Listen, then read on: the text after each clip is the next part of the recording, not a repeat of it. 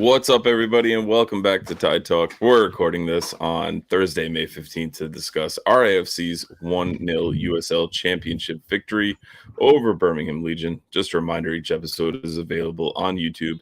And if you're watching now, please take a second to subscribe to our channel and click the like button on this video. We are less than 10 subscribers away from 300. So for those of you who are watching and unsubscribed, it's time. Click that subscribe button. Help us get to 300.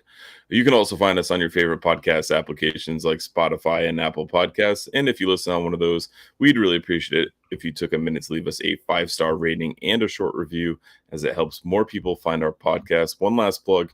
If you're not already, go check out the RIFC Club Collector app and enter the code TIDETALK25, all lowercase, all one word, to get an exclusive pack added to your collection today and trail me in the overall standings. So cozy up, crack a bear. Let's dive into this one. I'm your host, Matt, and as always, I'm joined by my good friend Ryan. Before I could get to Ryan, I definitely wanted to shout out Andrew for hopping on after the Monterey Bay match. It was definitely a much better looking panel than you're getting this evening. Again, those of you listening on the podcast feed, we always say, come join the YouTube, come join the live chat. It's a lot more fun. And I also want to shout out Matt Hands and Timmy Sclafani for all of their amazing work on the blogs of late, and our guy Patrick McKenna for the pre-match essentials, the goated pre-match essentials that he posts on Reddit before every match. It's been a heavy lift of late with all of these matches coming fast and furious, and it takes a team effort. And the Tide Talk team has been crushing it, including Mr. Newsletter himself, Mr. Ryan Healy. What's going on, bud? How we doing? Excited that I finally watched this match about 10 minutes ago. So really fresh thoughts for me. That's it. We're getting a lot of love on the shirt. It's the Tide Talk kit. It's awesome. It is pretty fresh. It looks great. Ryan, you mentioned that you watched it on an accelerated speed. I told you probably could have watched it even faster on one of those in the second half at least. So, listen, if they let me, I would have. But 2x was as fast as it could go. Yeah, so I think, I know the Defiance had the watch party at the Guild. I did not make it. I watched from home, from my phone in the first half, and then at home in the second half. And I wish it was the opposite, because all the action came in the first half in this one. I know there's a lot of narratives that a win is a win. And, we'll get to that. We'll address that. We'll talk about what that actually looks like. But I've never been as less interested to talk about a win with this team probably than this match itself. Wow. Yeah, it was a dull affair. But I think it's always interesting when you watch after you've seen a lot of reaction to a game and you know the score, because I couldn't help myself. But I actually think people are kind of down on this game, and I thought it was a very fine performance. I actually think it was just what the doctor ordered. The team it was boring, but perfect. The team, they kept it boring, and usually our games are not boring because we do something stupid as hell and makes it not boring. So I love that they kept it boring. I love that they could kind of rest on the pitch a little bit. Again, this is their 8th game, and oh, you're one of those rest defense guys and versus I am a rest defense guy, but I'm also just I would love if Clay, there was a run Clay made at the very end of the match, and I was like, why did you do that, Clay? You were just kind of chilling out here. You could have just kept chilling. Well, I'll tell you why he did it, Ryan, because the lead was not secure.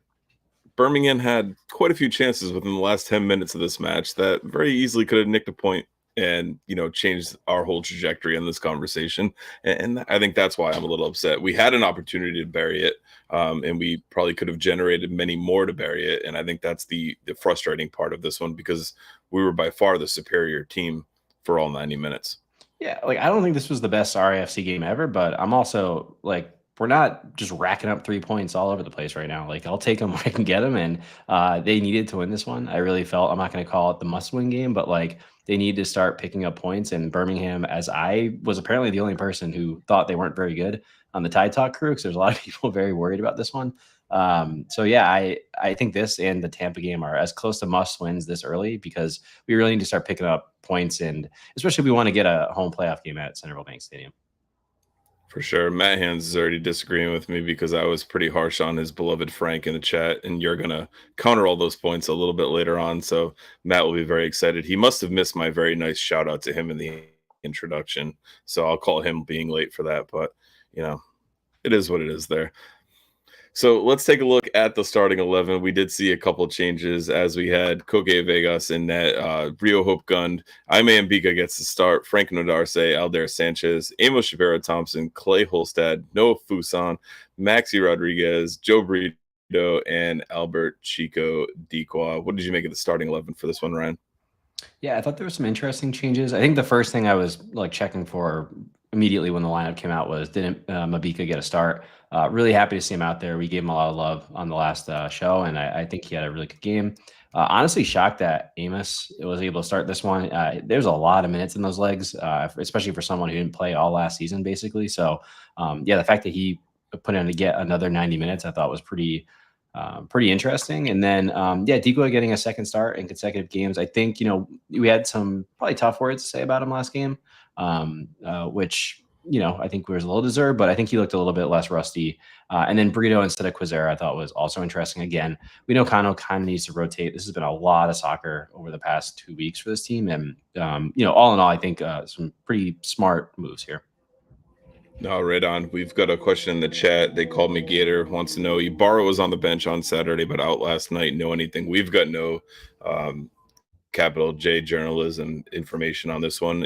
Setbacks happen. Things happen at training. Little tweaks here and there. He was on the bench but didn't get in. So, just have to feel like he might not have been fully fit to, get in there and be a viable option off the bench. So that's what I would equate that one to pretty much for the most part. Yeah, and I But think with with Haravel fit now and like as a legit option as well as like Temu, they said I think on the and broadcast Amos getting yep. up there in the minutes too. Yeah, and I think they said he didn't even travel. So I wonder if they were like, you know what, stay home, recuperate. We'll do these 2 games on the road. Then next Saturday we'll bring you in. So it kind of gets them a week and a half extra of rest, especially without the plane travel because they're going to be on 2 flights this week. So. No, absolutely. You mentioned Quizera not starting in this one and Brito getting the start. Kano is one of the coaches that will reward players, and Joe Brito goal of the week on an absolute stunner versus Monterey Bay, and he was rewarded. Quizera has been very meh. You mentioned the harsh words about Chico. I feel like I was harsher on Quizera in the last time I was on here. I think he's very much kind of figured out a little bit of one trick pony, if you will, right now. And we go back and forth about where he's better fitted on the right or the left. It does seem to be the left, in my opinion. But Brito did come in there. I know there are a lot of people talking and calling for Brito to be striker starting this one. I'm glad we didn't see that. We went back in the Tide Talk group chat and watched all of Brito's 4 goals for RIFC, and not one of them is a striker's finish. So all of them are crosses or late arrivals into the box. So glad to see him, stay on the wing and get that opportunity rather than being force fed. As far as the whole Chico narrative, and we'll talk about it a little bit more, but like you got to remember he's also coming back from injury. He's working his way back. So Chico getting the start up top, I think you have to kind of keep rolling the dice with him, at least throughout this Tampa game and kind of hope that he can kind of catch fire. But I tweeted out before this one, goals have to come from somewhere in this squad with JJ out. Who's going to step up? It does seem to be like it's going to be Maxi. And I know people are still very down on Chico because he's not, scoring, but it was a beautiful ball that he played into Maxi. And we'll look at that a little bit later on. But Maxi is going to be the guy to carry us during the stretch without JJ, I think. And, if he's assisting, if he's scoring, whatever it is, I think he's got to kind of grab this offense by the scruff. Yeah, I mean, I think he's going to play that role because he is like that leader on this team, but I wouldn't like not look to the wings as well. Like I think Noah and Quizera both have shown in the past that they have the ability to, at least if they're not scoring, like really create a lot of chances, a lot of assists. So I don't want to let them off the hook either. I don't think either of them have had an amazing start to the season. However, I mean, they've gone through a lot of change. They're, halfway each game swapping over sides and things like that. And hopefully they can, eventually settle in. I think we saw a bit, especially with Noah, a lot of chemistry building with Maxi. He was looking for Maxi on that late run over and over for the cutback, which I really like. And yeah, with like Chico, he's kind of really the only striker option we have available right now. So, I'd rather at least let him work through it for a bit. Right. Hopefully, he catches some form. We've seen he's a player who, when he scores in bunches. If you look at his like Golden Boot season, it was a lot of like no scoring, 2 goals, no scoring, 2 goals. So, hey, if he can get us a couple of wins like that, I'll take it as well. So let's dive into this one in the 14th minute, as the aforementioned Chico did get an assist on the Maxi Rodriguez goal. Abukora is just having a fantastic season so far. It's hard to overlook him and what they've been able to do up there in Loudoun. Everyone in the Eastern Conference chasing a very fun Loudoun United crew right now as Fuson supplies the interception there. McElhatton tried to win it back, but now Fuson's running at this Birmingham defense. Dequa, hounded by Cavita once more, chops it back. Maxi Rodriguez doesn't miss this time. And again, that's Hamoda giving the ball away. Fuson wins the ball easily. His team is caught out. Now they're on the counter. He breaks through, breaks a line. Dequa gets rolled in, and then he just slides a simple pass across for Maxi Rodriguez to touch it. I mean, that's the 4th time that Hamoda's given the ball away or conceded possession for Legion FC so far, and we're only 14 minutes into this game. That's not good. That's not typical of him either. Maxi Rodriguez finds the back of the net for the first time in USL Championship play. He's a member of Rhode Island FC. He's got a goal in the US Open Cup. He's got a goal USL Jägermeister Cup, and now he's got a USL Championship goal as well in Rhode Island. Have a lead on the road, less than a quarter hour in. Ball goes straight through Cavita's legs. That's, again, you give the ball away, you put your teammates at a disadvantage because they are not expecting you, one, to give the ball away, especially in the middle of the. So a lot to kind of digest there. I think with the one of the later parts of it being how much Mbika dwarfs Kano. Kano's a big dude, and Mbika just absolutely towers over him on the sideline.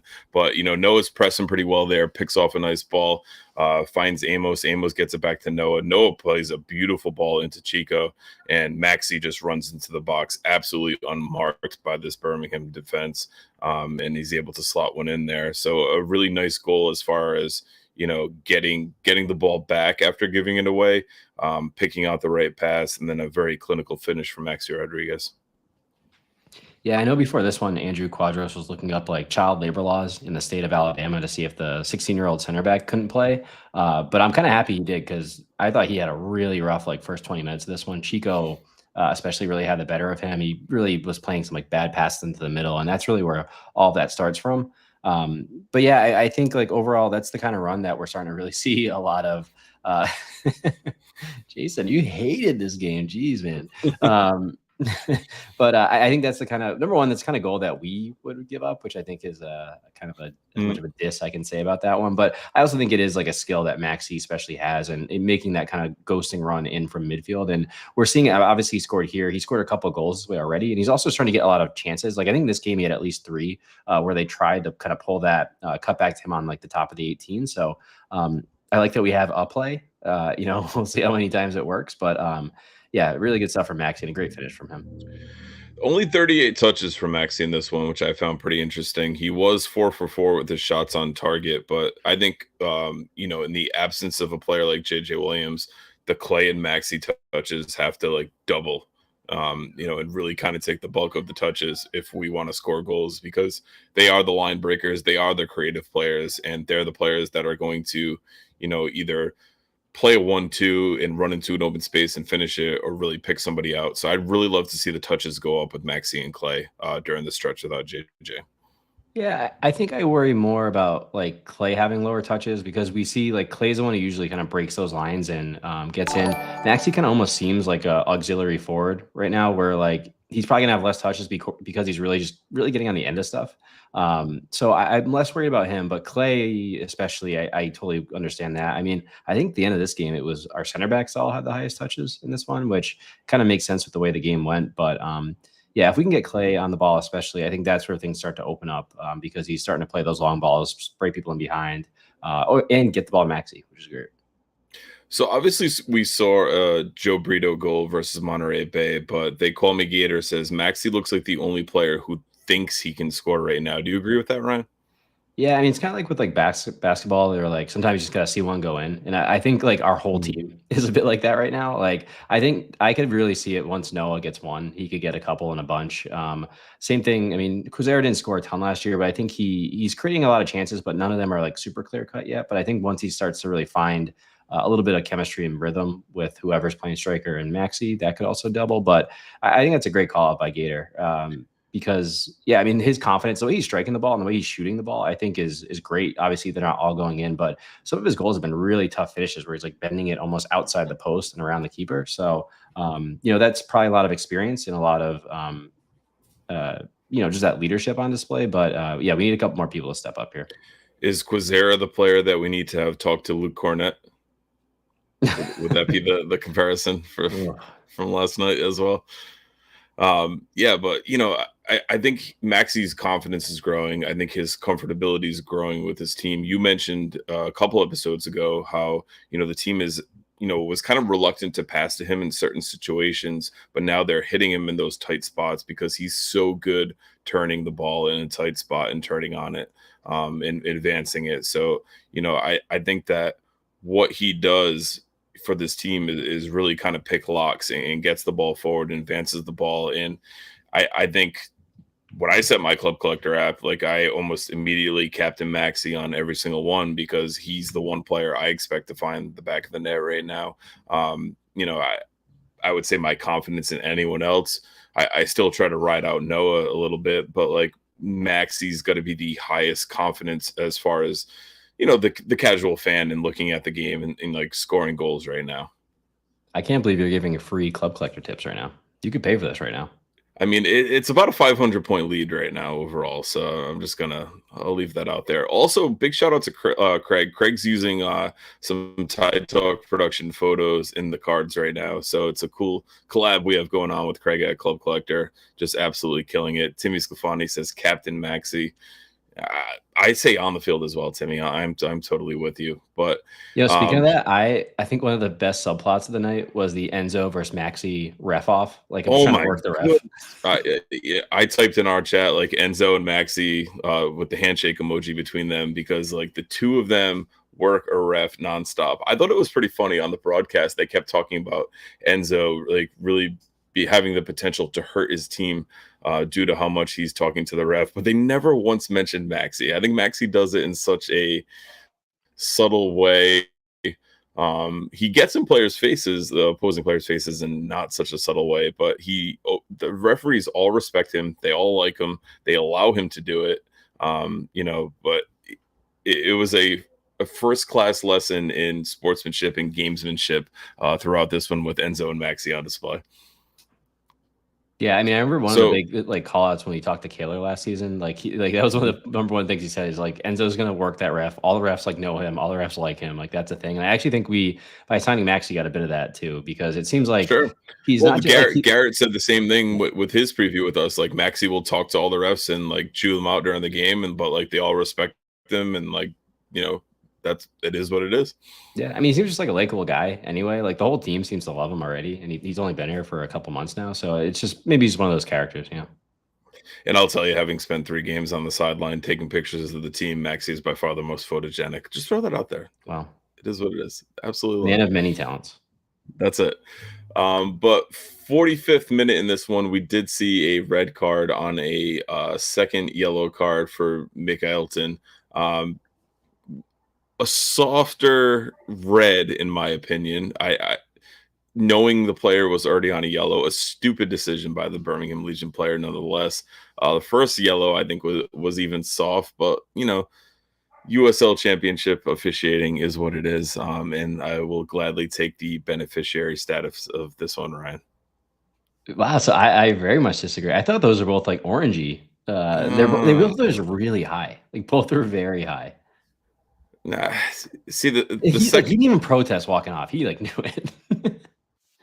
I mean, like it was a bang bang, but like if you go in that hard and that high and you miss, like sorry, that's I think the first one was a little higher. I think the second one was just a little bit more forceful. But you're going in that previously on a yellow, which I think makes it a little more dicier. Like Timmy says, the first one was RNG for sure. He doubled down if you look one more comment down. So the second one, first one, I don't think it would have been a red on VAR. I really don't. The second one, no doubt, I think would have been mostly yellow. But I just realized one one disclaimer to my point here is I was watching the game on 2x speed, so maybe I was like, "Wow, he steamrolled in there." So that might have been a factor. But I thought the reason I thought they were both like strong yellows was the height rather than the speed. I didn't think the second one was as high as people kind of thought. I would say at that point the ref was probably just like, fuck this guy, get him out of here. I mean, he also had a couple other like falls and just plays where he just was a bit out of control. So again, like the whole point of cautions and cards is to kind of protect players from each other. And I'm very okay with someone who's playing a bit out of control to not be on the pitch, especially with how many injuries we already have. Yeah, definitely benefits us. But first half statistics on this one, Birmingham actually led the possession share with 51%. They outshot us 6-4. We had 4 on target to their 1. We had the 1 big chance to 0 for Birmingham. They completed 172 passes at 83%. We completed 169 at 80. We committed 5 fouls to their 9. They had 6 corners to our 1 corner. They also had the Chick-fil-A corner based on the Golazo broadcast, which was but it just kept saying like we just kept giving up corner after corner, and I was thinking that that's kind of been an Achilles heel of this team. But good to see us not concede, and I think a lot of that might have had to do with Mr. Ime Mabika in there, just an absolute mountain of a man, like I mentioned, towering over Kano on the sidelines. But overall thoughts on the first half, Ryan? Yeah, I mean, I thought we played well. We, created a couple good chances. I mean, there was one like Chico had over the top and he like just basically kicked it like way too long and went out. So there's a couple of chances that I thought were good. I thought we had a couple like strong passages of play. One thing we did that I took a note on, we had I think it was like 6 dribbles, which I thought, and I thought there was a lot of times that we were just kind of dribbling through them to break the kind of press versus anything. So I thought that was really interesting. And then I thought like Frank and Mabika did a really good job. Mabika, sorry, did a really good job with Damus. I know people or not people. I think like the Tide Talk crew was like particularly scarred about Ronaldo Damus like before the game, and he just did absolutely nothing, which he's been doing nothing all season. But yeah, I thought they particularly did a great job kind of handing him off to each other, and he just looked very nothing. Yeah, I thought we were really good in the first half. Overall, the defense was pretty solid. We really stifled that dumbass, and were able to keep Birmingham looking pretty poor. Yeah, I did tell you. I did warn you I was going to. What was that? I did warn you I was going to do that. I didn't know when it was going to come, and I was excited. But the other thing too, we won 59% of the duels in the first half, which we haven't like done anything close to that since JJ's been out of the squad. So I thought that was another sign that we were both up for it, but also really competing out there. Yeah. So second half gets rolling, and we were right at it, looking pretty right early, and a pretty big missed opportunity from this sequence. Looking for someone to get this back in play too. Ronaldo Damas doing his best to supply hold-up play. Was he fouled by Nodarse? Referee says no. See, that's some of the inconsistency that I think this referee is starting to show tonight. Again, there was enough contact there. That ball went over both of them. Damas had rolled his defender, rolled Nodarse, and doesn't get the call, right? I don't think that's, in my opinion, I don't think that's a foul. However, he's called that tonight. Here comes Fuson, leaves it for Rodriguez, top of the box, Rodriguez, Van Oekel, the initial save and the second, the third is headed off the bar. Rodriguez finally into Van Oekel's breadbasket, and somehow Matt Van Oekel and Fodwell Kavita keep this a 1-goal game. Listen, Matt Van Oekel has... So a quadruple save there. I would say Noah probably had the most likely chance to score with the crossbar challenge, saved by the face type thing that he had going on there.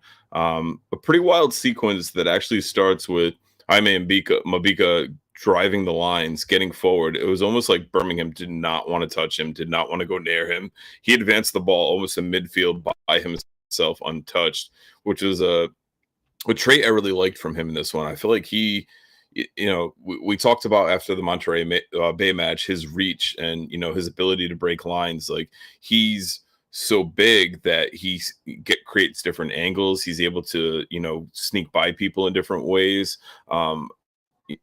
I think that him getting a ball in the middle of the pitch at central center back is going to allow him to advance the ball forward a lot like that and get it out to our creative players. Your thoughts on this pretty wild sequence? Yeah, again, Mabika, we talked a lot about last week, and just like you said, I think his ability to kind of break lines and unsettle the press, both with his passing and dribbling, is really, really going to be helpful throughout the season. At the run back, I think a lot of people are giving Rio some love in the chat, and definitely those are the kind of dribbles I was talking about, where we weren't just hurting them with passing, we were really hurting them with dribbling. Rio does a great job getting through multiple lines of defenders. Love Noah working towards the center. I think that's where he's at his most dangerous, is when he's in those half spaces versus being like really out on the wing, like tight to the touchline. And then from there, it's just many people are calling it cartoonish in the chat, and they are absolutely right. It is just one of those, like, I mean, if we were 0-0 or down a goal, I might have just turned the game off at that point. I don't know if I would have been able to keep going. But yeah, I think especially the Noah one, like you said, I mean, anywhere else he places that, it goes in, but he happened to place it on the guy's literal forehead. So the goal, I mean, maybe he's just like the golden assist maker, just wanted another. He just wanted to get one. It did get the bar too. I think, did it go bar and then head, or head and then bar? Like it was bar. Interesting mix. A lot of people shouting out Rio and giving him a lot of love in this. So let's hop on that train as well. 90 minutes played, 63 of 69 passes completed at 91%, had 84 total touches, 1 out of 1 unsuccessful dribbles, 13 passes into the final third, 7 of 8 accurate long balls, 1 tackle, 4 clearances, 3 headed clearances, 1 interception, 7 defensive actions, 4 recoveries. He was dribbled past 0 times, 1 4 duels as well, 2 on the ground, 2 in the air, and only committed 1 foul. Since signing that 25-day contract and getting into the squad repeatedly, Rio is kind of cementing himself. I would go as far as saying as being my first pick center back, in this lineup.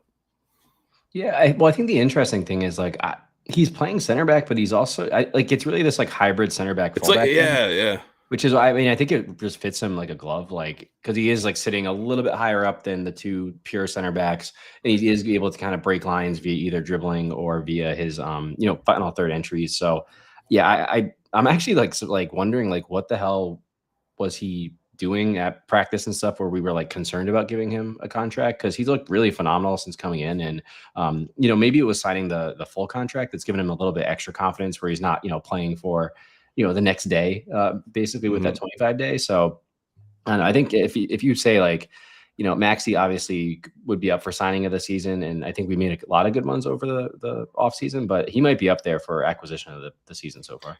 Right on. I think a lot of that might have to do with just kind of the, growing into playing with his team and the familiarity of playing with these players, because since he's, been in there, he's looked so comfortable. He's looked so solid.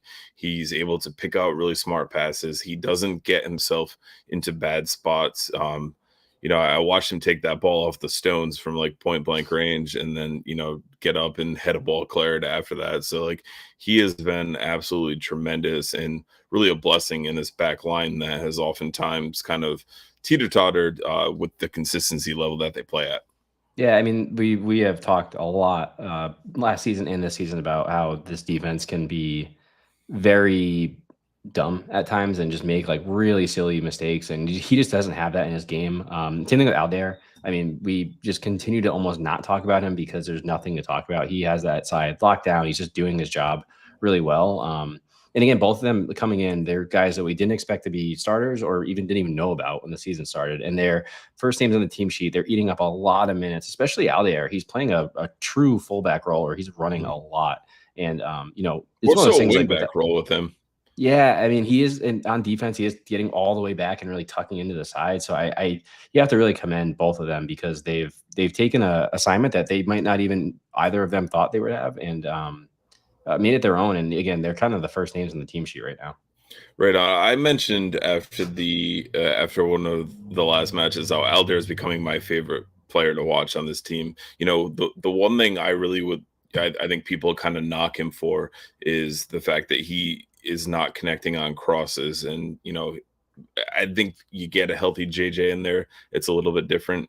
You have a bigger target too, but what he's lumping in is absolutely incredible. There was a play at the Monterey Bay game where he put a cross in that was 100 million% deflected. It went out of bounds. The referee ordered a goal kick, and the fiery passion he showed went up to the ref like, no, that was deflected. I love the way he plays. I love what he offers. He doesn't get himself into bad positions when he's marking. He's able to kind of stay between his man and the goal. He plays a safe defensive route, and he kind of channels into the next helpful defender. But I really like what I've seen from Aldair. I think a lot of people, kind of looked at Rivera as potentially being the more impactful fullback or wingback, or whatever you want to call it, coming into the system. But I think Aldair has been awesome for us. And, to mention, he's super young as well. He's 22 years old, playing in the USL Championship. He came in with USL Championship experience, and I think he's just been a tremendous asset to this team. Yeah, I'm kind of pissed. I'm rereading my blog quick about him, and I didn't even remotely predict him to play left back, so I'm a little sad about that. Just really hoping I could just pump my own tires right here.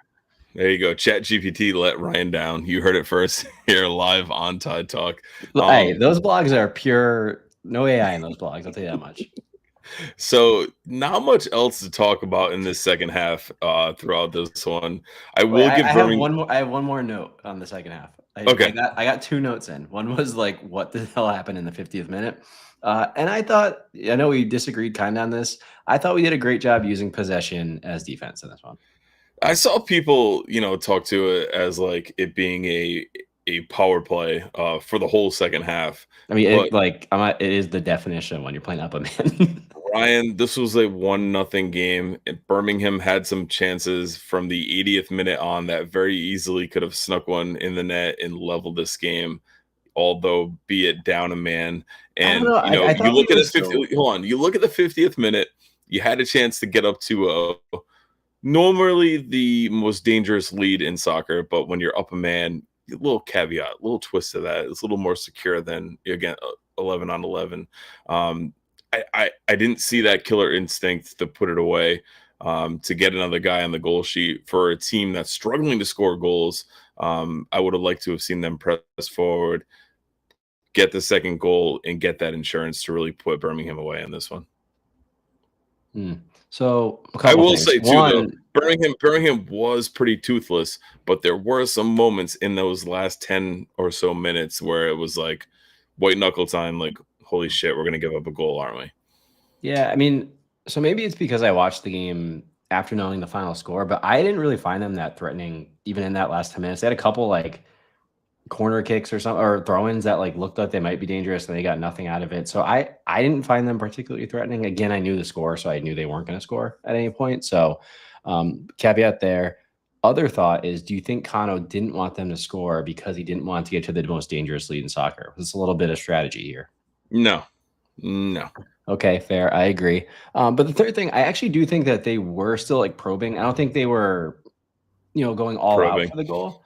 They were probing. I don't think they were going all out for the goal, but they were getting the ball, working a lot of like the plays that we saw. There was a couple, again, they were trying to find Maxi on that cutback. There was a couple like bouncing balls in the box that really could have went like our way. So I don't know. I actually did think we applied the correct amount of possession pressure without doing something that would like allow Damas to like run behind and get that cheap goal on us. So I thought it was actually a really adult performance out there by us that we, again, like used possession as defense, worked well, but didn't overdo it. So I don't know. I don't think this was some bad performance by us. Matt Hand says, I never once thought we'd concede in the second half. That's just a Frank bias take, so we can throw that one totally out. Gator throws in, hard to feel good about no scores in 50 minutes of man-up play. Like I said, Ryan, like confidence boosting going forward. Would have loved to have seen them push on, find that second goal, find that third goal, and really kind of cement this lead. You look at they had 14 throw-ins, and I think that's kind of what you were getting at in the second half there. Most of them deep coming off their left hand based on the broadcast, sideline there. But we look at our defense, we look at some problems we've seen in the past, and I just didn't feel this one was 100% safe until that final whistle blew.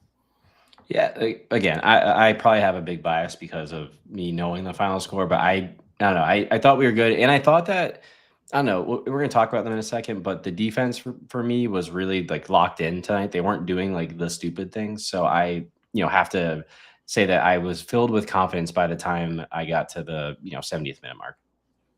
All right. I Also, wish like I could have. just to be clear, I know I'm getting a lot of chirping, especially from Timmy.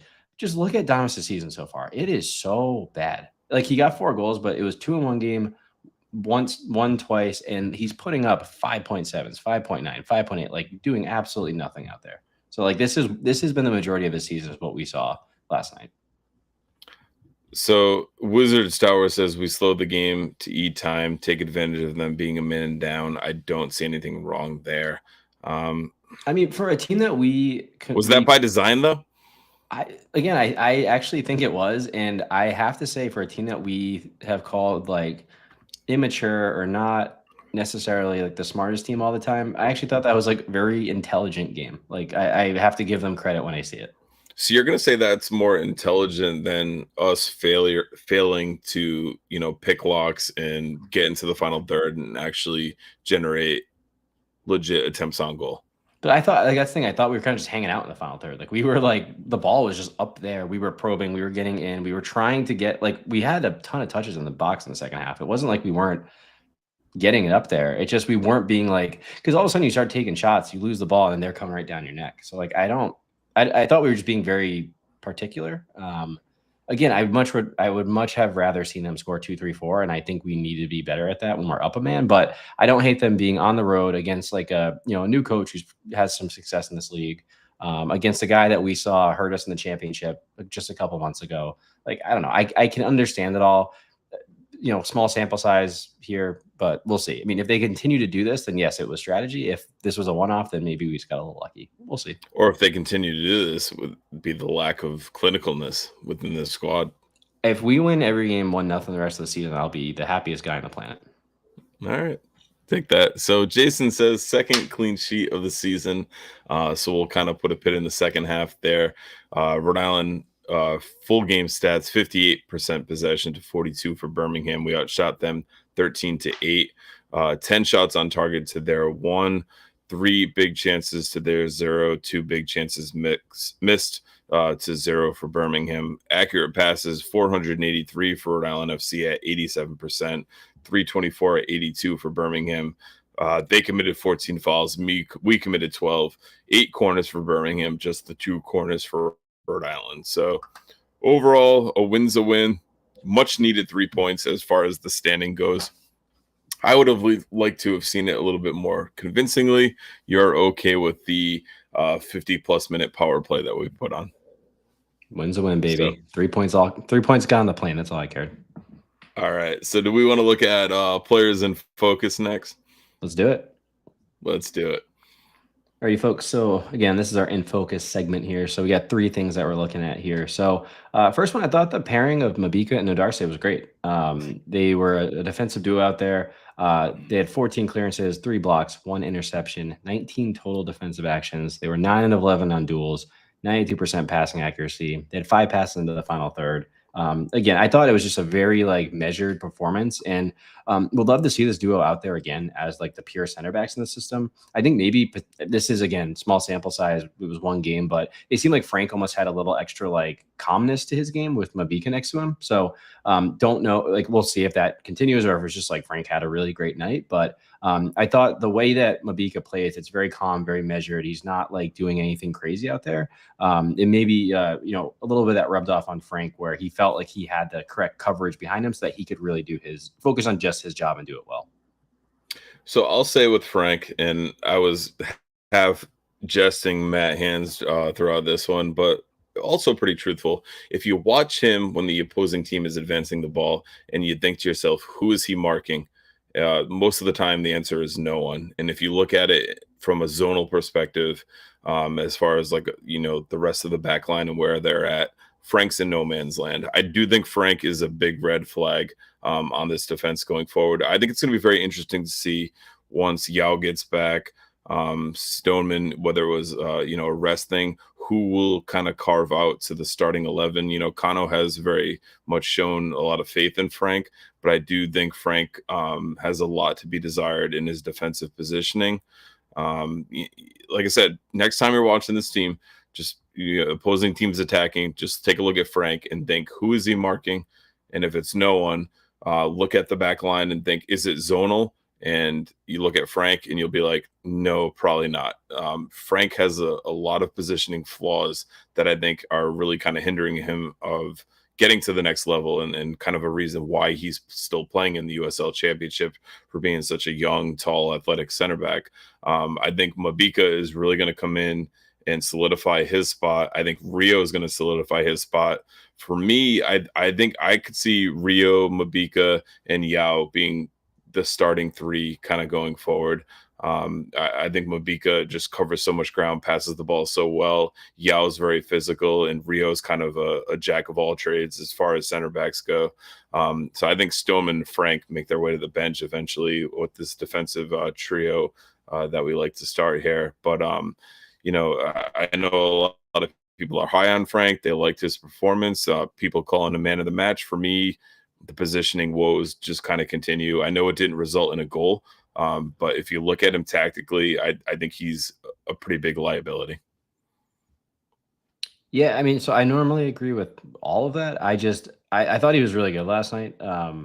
So I want to give him his flowers when he deserves them, which I know Matt Hands is agreeing with that one for sure. But yeah, I thought he was good last night. We all know how I can feel about Frank a lot of the time. And I think it was Tyler who said it in the chat. Like, I think the actual real interesting thing is what happens when Hugo's back. Because there's going to be a lot of tough decisions. And I think Kana would love to make those hard decisions right now. But yeah, I think it's also going to be a bit of committee throughout the year. I'm sure we're going to see all these guys at different points. Sure. But yeah, again, and it does allow for rotation. Yep. But again, for last night, for the focus of that, I did think this pairing was good. I'd love to see it again just to see what happens. But I know we're going to see all sorts of different mix-ups. And hey, Mabika came off. Not sure if he was like super injured or just kind of cramping up or something. So well, he also came in after a sub appearance and then got to the start. So I think this was kind of a natural progression for him. I think when I saw his name in the starting 11, I didn't at all expect to see him play a full 90 minutes in this one. Yep, totally makes sense. Cool. All right, so next up we got playing up a man. So I think this is interesting. I think you kind of almost touched on this right at the end here, and I would love to hear more of this, but I thought it was better. We talked a lot in the Loudoun game about how truly pathetic we were when we were playing up a man in that one.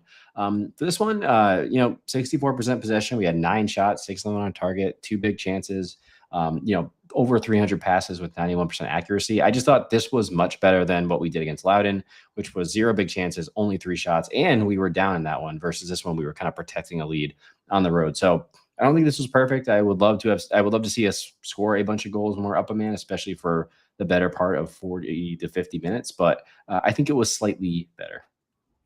I think a lot of it was, the shots were kind of flattering. None of them had true intent. None of them were like really outside of that, 50th minute clip that we showed where there was, the cartoon sequences people were calling it. That's 4 of those 9 shots right there. The keeper made 4 saves in that one stretch. So outside of that, there was really nothing that I think threatened the Birmingham keeper and really kind of raise the XG, if you will, for our RIFC. I would like to have seen that been a lot higher, being a man up. Yeah, no, I don't think this was perfect. I don't think it was great, but I think it was better, and I will take better at this point. Obviously, don't know how many times we're going to play up a man all season. It's a kind of rare thing, but it is the USL Championship. It was almost impossible not to improve on the Loudoun performance. I think we did slightly here. Okay. Yeah, I don't think this was a hot take. All right, so this one is interesting. So chance creation here. So one of the big narratives I've been hearing a lot of people talk about on this team is that we don't take enough shots. And I've been thinking a lot about this because I actually don't. I was like, I think we shoot a lot, but I don't know if it's, let's look into it. So the real thing here is I think it's both the quality and the quantity here. So currently, this actually surprised me. We're 9th in the league in shots per game.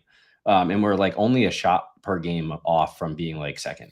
But we're 20th in the league in big chances created, and we're dead last in the league in shot conversion rate at just 7%. So I think it's not just that we're not shooting; we're just not creating really good chances to shoot. It's more of what's the thing that happens right before the shot, the run someone's making, the someone getting open so that they have a clear shot on goal and they can really place it well. I think I saw in the XG data, there's only like one player on our team that is overperforming their XG or something like that, or their like expected placement was over. It wasn't a negative, which I think is really telling in terms of like how good are the shots that we're taking. So I think the real thing that the team needs to focus on here is not just like shoot. It's, find ways to get actually good shots off. Quality over quantity. Yeah, I mean, I wrote that first, and I was like, I think it's actually both. Like, we need to get more of these things, but like, it has to be better.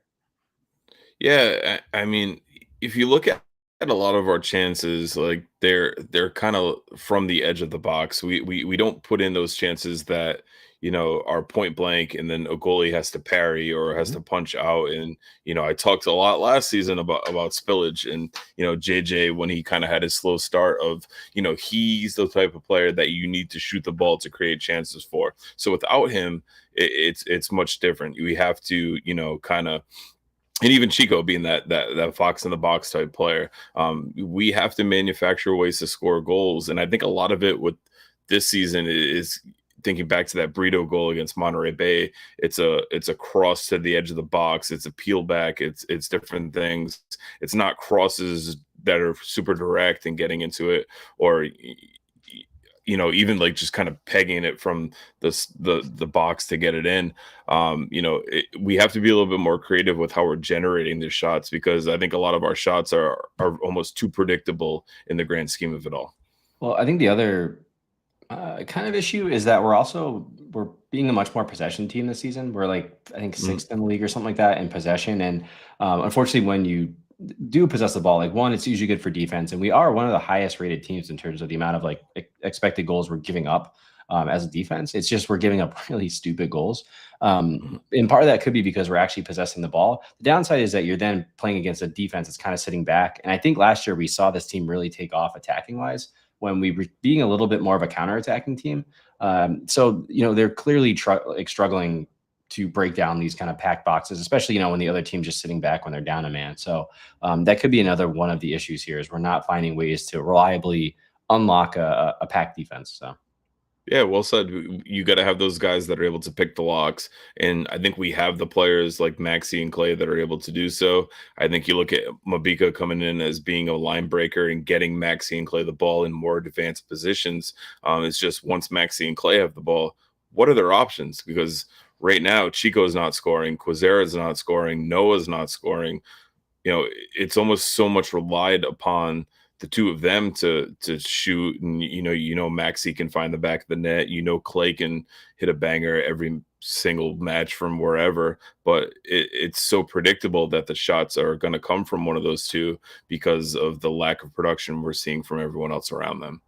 Yeah, and I think that's what made me so excited about Mabika, and like him, like kind of playing those a little bit more adventurous, a little bit more line breaking passes, because when he's doing that, he's taking up multiple lines of defenders so that they then don't have the chance to get all the way back and sit in. And that's where you can probably find those one-on-ones or two-on-ones even, where you actually can have that numerical advantage. The big issue right now is we're basically trying to shoot into a wall of other human beings. Right. That's always going to be significantly harder. So if the team can speed up play a little bit, getting from that kind of middle of the pack to the final third, I think we could start to see, a little bit better quality in those shots, because it's not, shooting into two people or shooting into a wall of other people. So.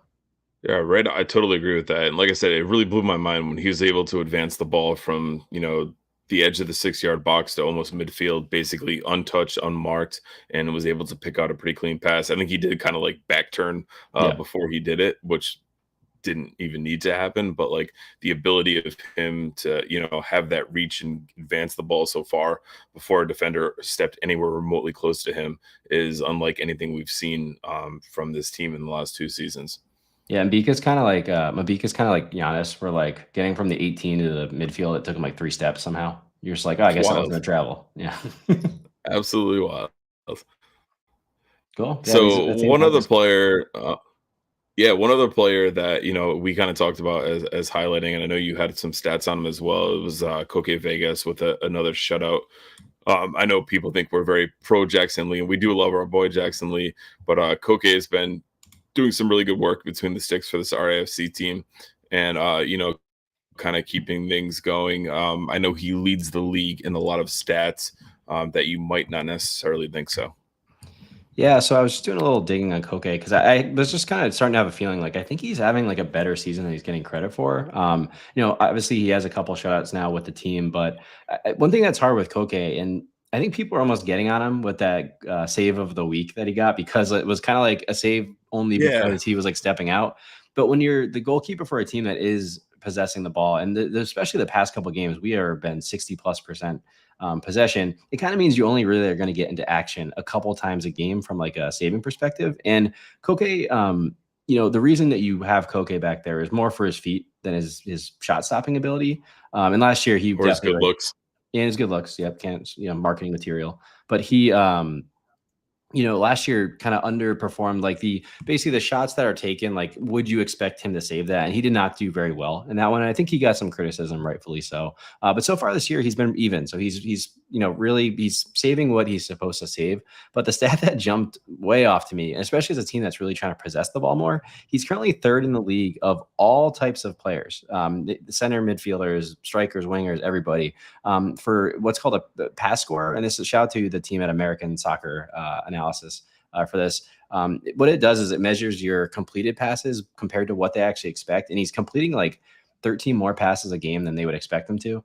So I think he's a huge reason why we're kind of developing this style, and we're not giving up as much chances against us because we're possessing the ball a bit more. Again, we're giving up bad goals as a team, but like the underlying data actually looks really, really good for our defense. So hopefully if we kind of take out the bonehead plays and keep playing the way we are, we should kind of see this defense really kind of settle. And then hopefully that allows the forwards to be a little bit more adventurous, trust what's going on behind them, and hopefully we can advance a little bit quicker. So shout out to Koke. He's having a really good season so far, and wanted to make sure he got a little love for that.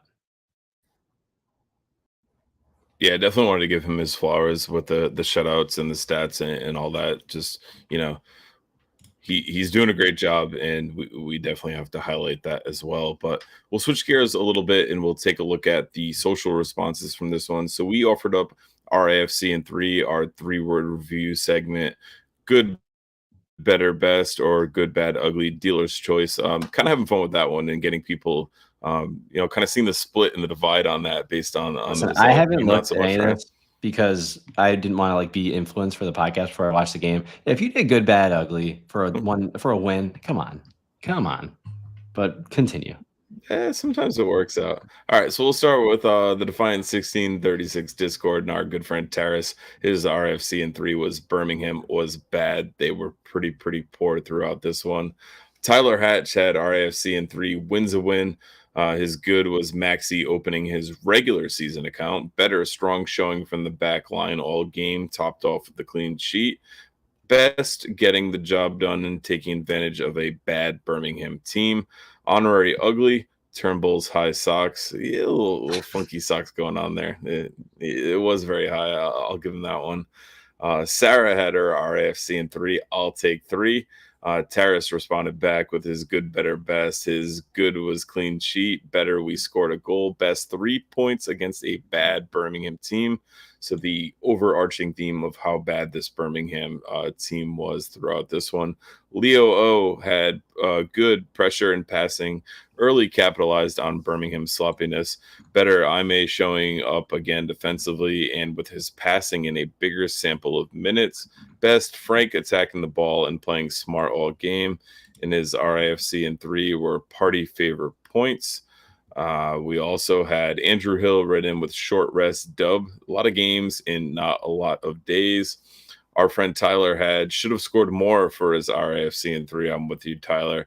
His good was 3 road points. His bad was Birmingham's play. And he had an ugly, but you might approve this one, Ryan. It was Birmingham's crowd. And I know when we've talked to Kaler in the past, he's talked about how they play in like a 60,000 seater or whatever it is, some absolutely massive mammoth of a stadium, but nobody really goes, and how spaced out it is.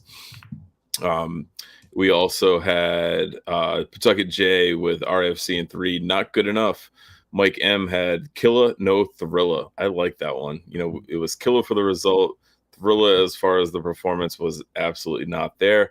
His good was first half press, better shots on target, best field tilt never lies. A best take you will absolutely eat your heart out there, Ryan. One of your probably favorites you'll hear throughout the season. Patrick McKenna, our good friend, had got on the scoreboard early, better managed the tempo and preserved legs while seeing out the win on the road. I don't buy that though, Ryan. I know you mentioned it as well. You still got to play. You still got to run around for those second 45 minutes. So how much of the legs are you really preserving when you're still playing all of those minutes? And his best was secured all 3 points. What if they look like way more energetic on Saturday? Like, are you like, like, hey, maybe it worked. I'll come back. I will gladly admit that I was wrong on that one, but you still got to play. You still got to run. You still got to go out there and make those runs and everything. So, I mean, honestly, it's like a complete trick thing because there's no way we can tell that's why it happened. Maybe they just got like a nice beach time down in Florida. I don't know. Yeah. Tide Talk blogger and player ratings maestro Timmy Sclafani, RFC in 3. We take those. Good. Dequa still not great, but looked more like himself, ? Better first league win in over a month. Woof. Best 3 points on the road with no injuries and no yellow cards. That's a big task and big accomplishment for this team as well. I love seeing people give Timmy shit on social media on his player ratings today, especially about Amos. It was pretty great. He actually asked for credentials in response, which was a pretty good response from Timmy, who is very non-confrontational, if you know him at all. Andrew Gomes had RFC in 3, a midweek pickup. Tim McDuff had RFC in 3, 6 is greater than 10.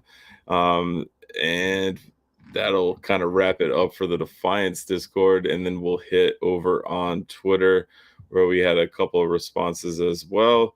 FQB had I'm not impressed. The Outsider had Maxi, Brito, Amos, the Bermuda Triangle, whatever the hell that means. And Ewan responded to Timmy as the head of the Amos committee. That score is unacceptable. So that's where I was going with the Timmy slander there. So that was pretty awesome. Thank you to everyone who wrote in. If you kind of listen to this or watch this and wondering what the hell is going on, you can follow us at Tide Talk RI on all of the social media accounts: Twitter, Facebook, Instagram, Blue Sky, all that good stuff. And we look for your thoughts on each post-match, each post-match to share your thoughts. So you can type in, respond, and we'll get yours on air.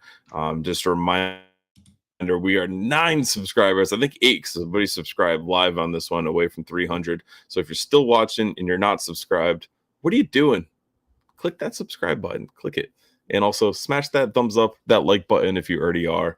We really appreciate it. But that kind of puts a pin in this one, Ryan. Any other final thoughts you want to wrap up as far as this match in particular? I mean, I'm not going to tell people to rewatch it because that would be insane. But I'm telling you guys, it's a terrible idea. Yeah, I'm telling you, if you have nothing to do tomorrow night, it wasn't bad. It wasn't bad. And again, 3 points is what was the most important. We got the job done. We need another 3 points on Saturday. So let's do it. Let's keep the ball rolling, guys. Right. Timmy says he wanted to see his credentials as the president of the Amos fan club. Timmy, why are you doubting this guy? He claims it. You claim it. You are. It is what it is. Next up for RFC is a trip to Tampa as we take on bottom feeders. The Tampa Bay Rowdies currently in last place, even below Hartford Pathetic. Pretty wild to see. They have 1 draw and 4 losses in their last 3, with the most recently last time out was a 3-1 loss versus the Charleston Battery. Are you expecting this good run of form to continue, and could this be the stretch that we kind of see catapult this RAFC team further up the table? I mean, I think we really need to take advantage of this Tampa team right now. They have fans wearing bags over their heads at games. I mean, if there's a time to win in Tampa, which has historically been a not easy place to win, I think it's right now. And 3 points are at a premium all the time. But I think to continue this momentum, get us back home against Pittsburgh, which is always a tough opponent. I think we could really use it right now. So I think it does continue. But I really hope we pull it off. So I will say and kind of give them a little bit of credit for what's going on of late. They're only and I lost my screen. There we go. They're only -6 on the goal differential. We are -2, so they're actually not getting whacked in games. They're playing pretty tight games. They're losing goals by 1 game. So kind of my worries about what this second half looked like and us kind of failing to be clinical and score goals is something that could really, put us in jeopardy in this one. We have to be clinical. We have to find the back of the net. I'll agree with Matt Hands on one thing. They're really missing their Padawan learner in this one in Cal Jennings. But, this is one where we really have to score some goals. We got to figure out where those goals are coming from, and we have to keep them coming. We really have to find the back of the net multiple times to put this team away being on the road again. Yeah, I mean, the good news is that if there was a team that we could put some goals past, I think Tampa, I had it written down somewhere, was either second to last in the league in expected goals conceded. So they're not locking it down. Their games look a little bit fun because they're kind of high scoring in both directions. But hopefully our strong defense can go in, lock down that side of the pitch, and we can get a couple of these guys on the score sheet, see one go in. Right on. Thanks again to everyone who joined us, who tuned in. If you haven't already, make sure you subscribe, hit that like button, and we'll see you next time as this will wrap things up for this one. Remember, Tide Talk is more than just a podcast. You can find us on Twitter, Instagram, and Facebook for daily social media content. Click that link in the description to follow all of our accounts. I've been your host, Matt, for my good friend Ryan. Any final thoughts, buddy? I just realized that your name above you has been Ryan the entire time, which is it has been Ryan Hill. I picked it up halfway through, and I didn't even bother trying to change it. But 2 Ryans, 1 pod. No. I hope people liked and subscribed before that. Yeah. Thanks again for joining. We'll see you next time. And as always, up the tide. Up the tide.